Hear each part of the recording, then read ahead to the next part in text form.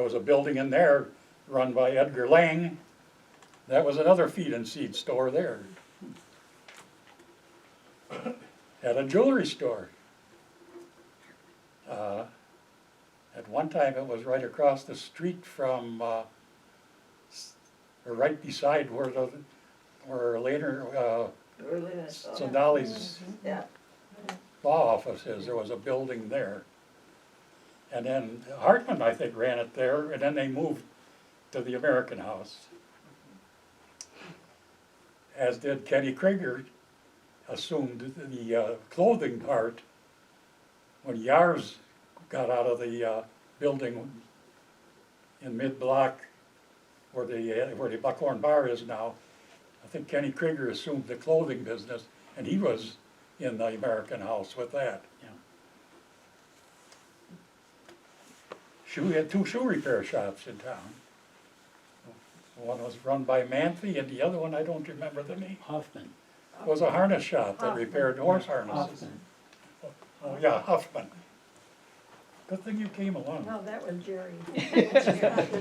She's the ears. Cattle fair was a big thing.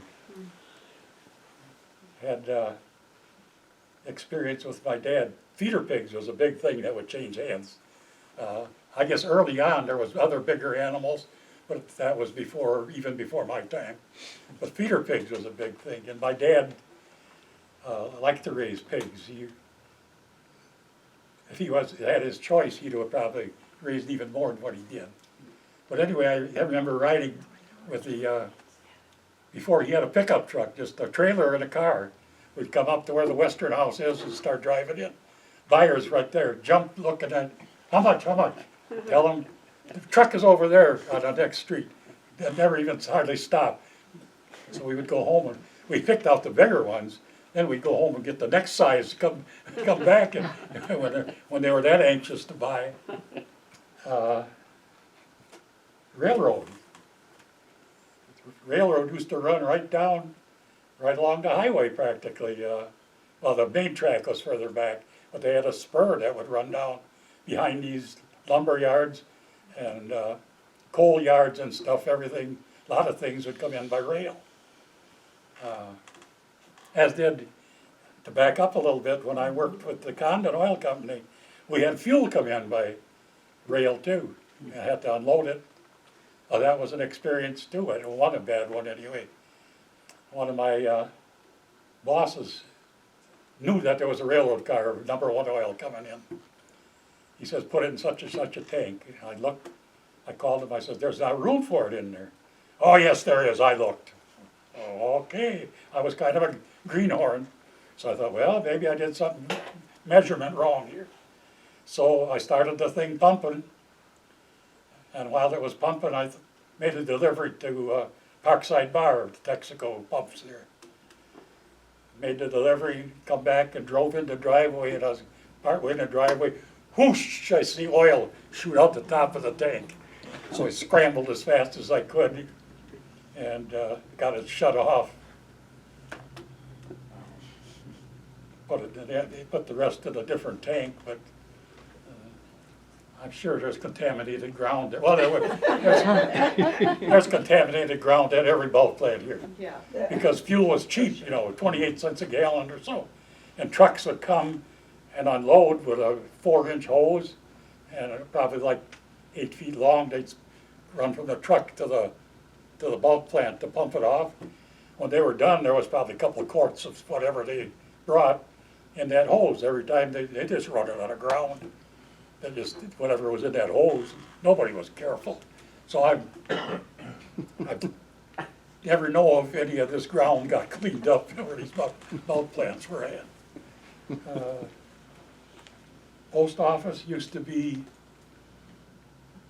let's see, where are we? Just this side of the American House at one time. And then Hotmars built the new one. I think they dismantled they used to have a house. Don and Verona Olson lived in that house, and they built a new post office there. The post office was in the American House. Yeah. What's that? The post office was in the American House, in the front. I've got pictures of it. Okay.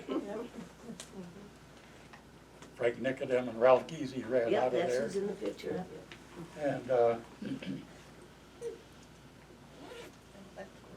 story about the post office when it was in that area. There was no rural delivery in mailboxes in Princeton. Everybody had a box at the post office. And we had a pastor at our church by the name of Father Carwata at the time. Lutheran Church had a pastor by the name of Reverend Warnke. So they'd go downtown every morning and get their mail. Now, I don't know if they did this every morning, but when the mood hit them right, they took a walk down the street to where there's a void right again by the old pharmacy, Zemro's Bar. They'd go in there and have a couple of pick-me-ups.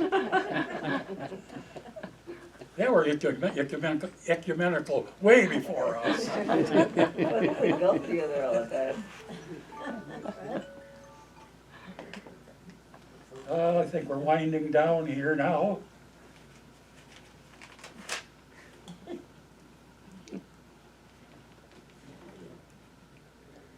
That about concludes my Princeton portion of it. Now, I talked to Jim one time about, in my military career, I was a personnel clerk. So I had access to the forms to make a personnel, the file that we worked with in our office. And this is it. And I offered to have this put in our museum, if it fits. Is that your personal? And this John? is the most important form. Okay. A DD 214. That's what you get when you separate from service. That too, this is a copy. Okay. You might want to laminate it or something. The only number I think that would do me wrong was my social security number, and I blacked that out. Good. So in conclusion, maybe a little humor. At the end of my military career, got this letter out. Issued in solemn warning by the Department of the Army this 14th day of February 1962 to the relatives and friends of John Bednarek. Lock your daughters in their rooms. Fill the icebox with cold beer. Get the civvies out of mothballs. Very soon, the above-named person will be in your midst, dehydrated, demoralized, and dejected, to take his place once again as a human being with freedom and justice for all, and engaged in a somewhat delayed and interrupted pursuit of happiness. And making your joyous preparations to welcome him back into organized society, you must make allowances for the crude environment to which he has been subjected to for the past 2 years and 4 months. In other words, he might be a little jumpy, suffering from armatia, the dread disease which makes one nervous in the service. Show no alarm if he prefers to stir his coffee with a large soup spoon.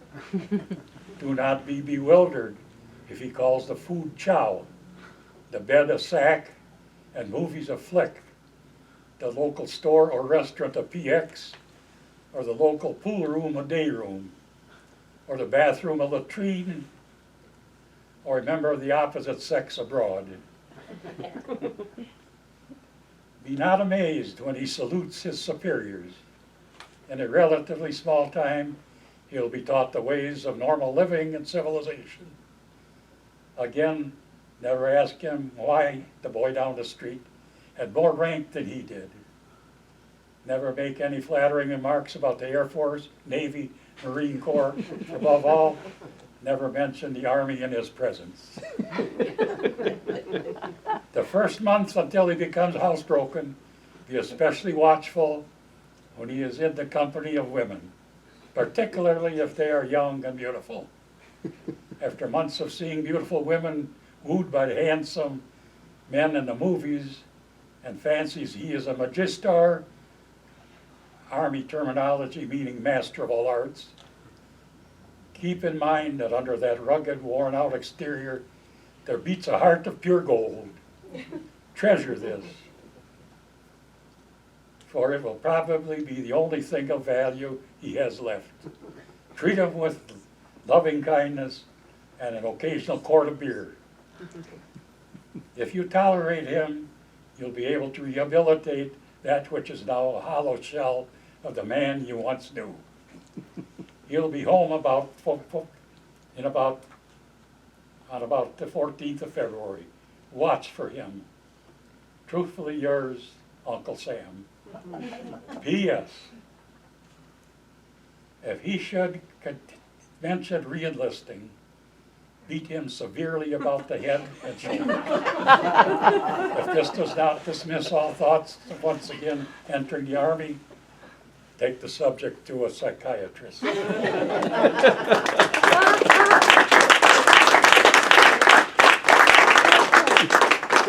Anybody got questions? You